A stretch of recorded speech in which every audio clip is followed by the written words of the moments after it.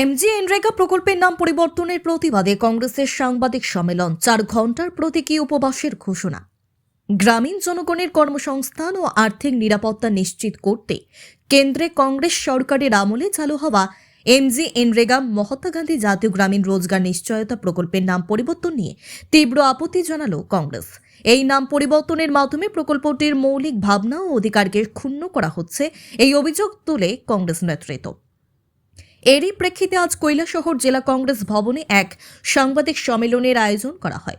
সম্মেলনে উপস্থিত ছিলেন পরিষদীয় দলনেতা তথা স্থানীয় বিধায়ক বীরজিৎ সিনহা, জেলা কংগ্রেস সভাপতি মোহাম্মদ বদরুজ্জামান, কংগ্রেস নেতৃত্ব রুদ্রেন্দু ভট্টাচার্য, রুনু মিয়া সহ অন্যান্য নেতৃবৃন্দ। বক্তারা জানান, এমজিএনরেগা শুধুমাত্র একটি প্রকল্প নয়, এটি গ্রামীণ মানুষের অধিকার। রাজনৈতিক উদ্দেশ্যে প্রকল্পের নাম পরিবর্তন করে তার গুরুত্ব ও প্রভাব কমানোর চেষ্টা করা হচ্ছে। এর ফলে গ্রামীণ শ্রমজীবী মানুষের ন্যায্য সুযোগ সুবিধা বাধাগ্রস্ত হচ্ছে বলে কংগ্রেসের দাবি।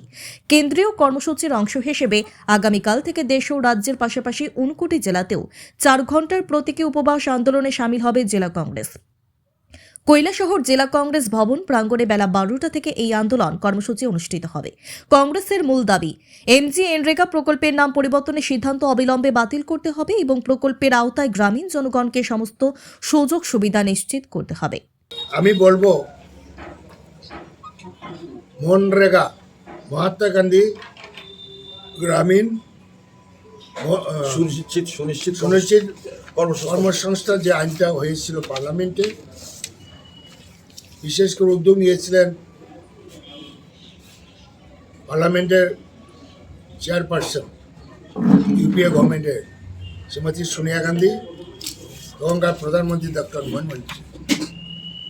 যুগান্তকারী আইন তৈরি করেছিলেন, যা ভারতবর্ষের গ্রামীণ মানুষ খুব খুশি হয়েছিল, গ্রামীণ মানুষের মুখে হাসি ফুটিয়েছিল।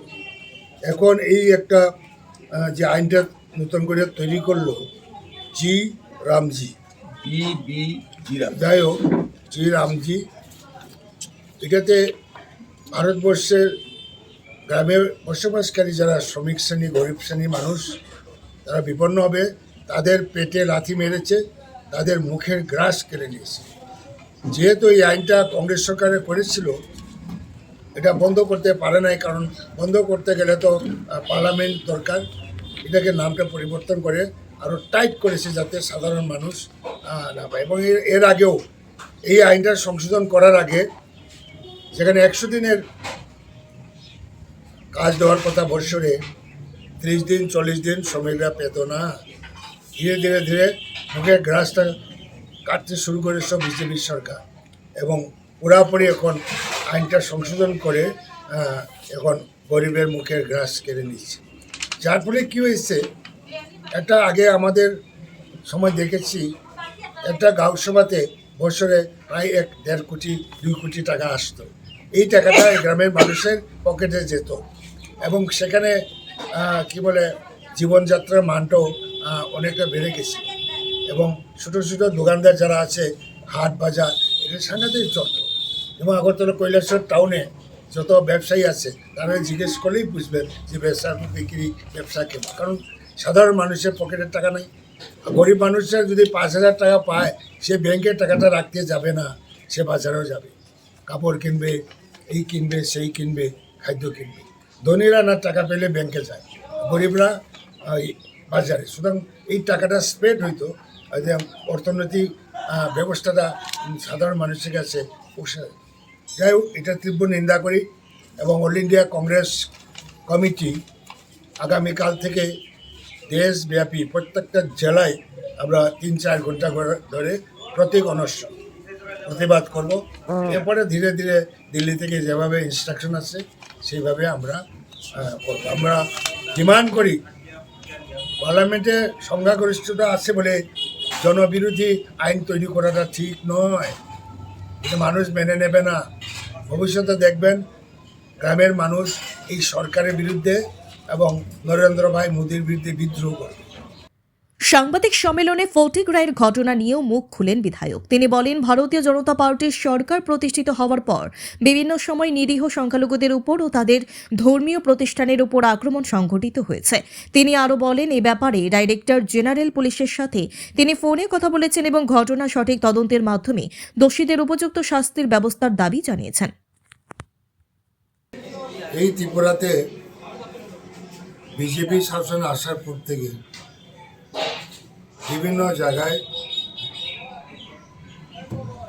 সংখ্যালঘুদের উপরে আক্রমণ। জিরানিয়াতে একটা ঘটনা করলো, মানে এরকম 4-5টা জায়গায় এরকম নিরীহ সংখ্যালঘুদের বাড়ি করে অগ্নিসংযোগ এবং ধর্মীয় প্রতিষ্ঠানে অগ্নিসংযোগ, এগুলা অত্যন্ত নিন্দনীয়। আমি আজকে ভোরবেলা খবর পেয়ে ডাইরেক্টর জেনারেল পুলিশের সঙ্গে কথা বলেছি। উনি বলছেন ওরা ফোর্স পাঠিয়েছি, লাঠিচার্জ করছে এবং যারা এসব করবে তাদেরকে কঠোর হস্তে ব্যবস্থা করবে। উনি নিজেই বলছেন, মনে হয় লাঠিচার্জ পাঠিচার্জ হয়েছে, এটা ডিজি লেভেল থেকে অর্ডার পাওয়ার পরে হয়েছে, কিন্তু নিচের লেভেলে থানা এবং এসপি পর্যায়ে তো এটা অ্যাকশন নেওয়া উচিত। ডিজি লেভেলে আমরা বলার পরে যদি অর্ডার আসে, তাহলে অর্ডারের অপেক্ষায় যদি বসে থাকে এরকম একটা স্পষ্টকাত, এটা অত্যন্ত নিন্দনীয়। আয়ুষ্মান ভারত ডিজিটাল মিশন স্বাস্থ্য পরিষেবাকে করেছে আরও আধুনিক ও সহজ। আভা আয়ুষ্মান ভারত হেলথ অ্যাকাউন্ট, আপনার সমস্ত স্বাস্থ্য নথি, ল্যাব রিপোর্ট, প্রেসক্রিপশন, হেলথ ইন্স্যুরেন্সের তথ্য নিরাপদে ডিজিটাল ভাবে সংরক্ষণ ও শেয়ার করা যাবে। হাসপাতালের দীর্ঘ লাইনে না দাঁড়িয়ে সহজেই ওপিডি টিকিট সংগ্রহ করা যাবে।